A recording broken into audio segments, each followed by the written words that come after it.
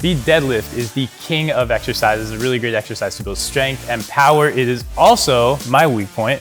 That is why we brought in Chris Duffin of Kabuki Strength, who just happens to be a record holder in the deadlift. He's done 1,001 pounds 3 times. That's the record for that. And you can give me a couple of tips on how to improve my deadlift because I really, really need help.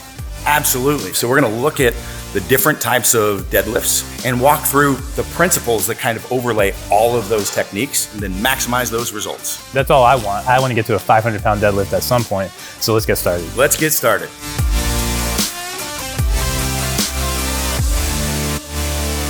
The deadlift is like one of those just primal movements. This is something that every able-bodied person should be able to do. Yeah. And being able to pick something up off the ground, be it groceries, your grandchild, it doesn't matter. This is literally picking something up off the ground and putting it back down. Yes. And doing it over and over again with really, really heavy weights, which preps you for everything. So the first thing we'll relate to that is this bar is 9 inches off the ground. Unless you're a competitive athlete that calls for the bar to be at that specific height, it may not be the right height for your frame. Like, you know, we're almost the same height, but you've got very different torso to femur length. So we're gonna talk about principles that make a difference.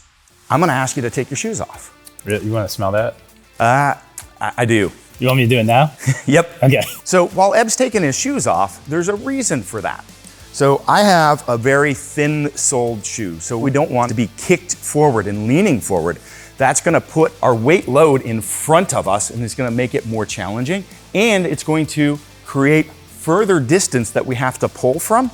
And oftentimes the raised shoe has some instability in it. So you don't have to do barefoot. You could do it in socks. You can get a minimalist shoe, but you wanna have something to have connection to the ground. And the thinnest that you can for the deadlift is the best. Yeah, you basically just brought me down 2 inches closer to the ground. That's a lot less I have to pull. Now you can load up this posterior chain a little bit better instead of having to lift it. Because a lot of people deadlift, it's in the name. I'm just gonna walk up here and lift the bar. We're not. We're going to set up tension and we're going to fire our hips through. So the next is we're just going to focus on stabilizing the spine. So just without kind of breathing is just expand your abdomen. Yeah. So create compression all the way around, yeah? Yeah. And then we're gonna create a little bit of stiffness. We're not gonna retract. So a lot of people wanna do this. Well, if I do that, again, I've made the lift longer. Watch, I'm gonna retract. Now I gotta go down lower to get to the bar, but we wanna create stiffness. So what you wanna do is think about just closing the space at the back of the shoulder. Just this little spot right here, is create tension. And just create tension without retracting. So flexing my lats, but creating tension without pulling all the way back. Yeah, so there it is, tension. And we wanna keep this rib cage. So what we don't wanna do is flare the rib cage. So we've got this stacked core, we're filling it out, a little bit of tension. Now we've got this locked in. Yeah, I'm shaking them around for a reason. So we've got nice mechanics there, and go ahead and drive those hips through this way while you pull your shoulders back that way. All right, and great, the bar just comes right up in the middle. So we're firing the hips this way, and then boom, pulling back right there. Go ahead and set the bar down nice and slow. That looks really good. Yeah. So very clean.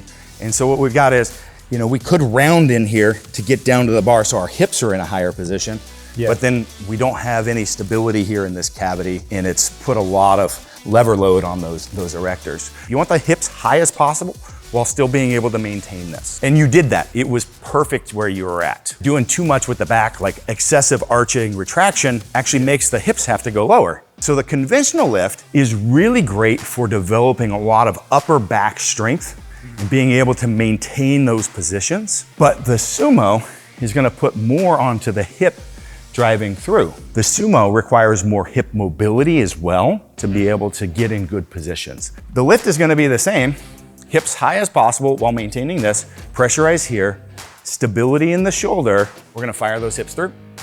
Boom. It's definitely a more upright deadlift, right? Absolutely. So my knees are out where they need to be. That is good, yeah. So you've got, you're drifted here, the knee isn't traveling up over the bar, okay? Good.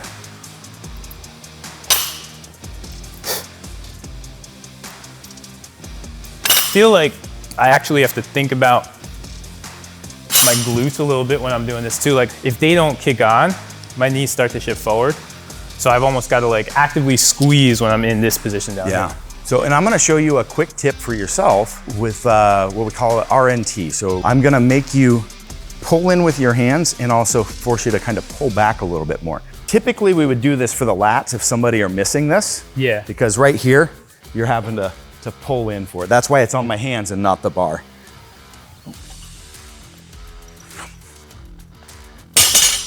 But you'll notice I'm driving fully through the foot. I'm just driving back a little bit that direction. So almost trust your entire torso to fall back a little bit because it's gonna serve use as I get heavier, right? Yes.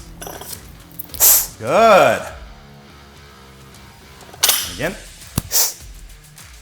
Can you feel that little bit of back? Oh, so much, yeah. Yeah. I feel it in my spinal erectors a little bit more. So like go they ahead come to life. When you go down, let go of the bands, because that was just a cueing. Okay. So it'll actually make it harder, but now do the same thing. There you go.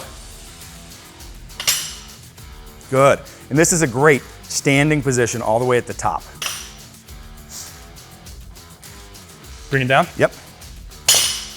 Awesome. Well, I'm gonna get down to work on this. Thank you for the advice. And we're gonna see where my deadlift is in about a year when I'll come back and challenge your record. All right. I want to see it sooner than that, man. I'm really happy with what I saw today. Okay, thank you.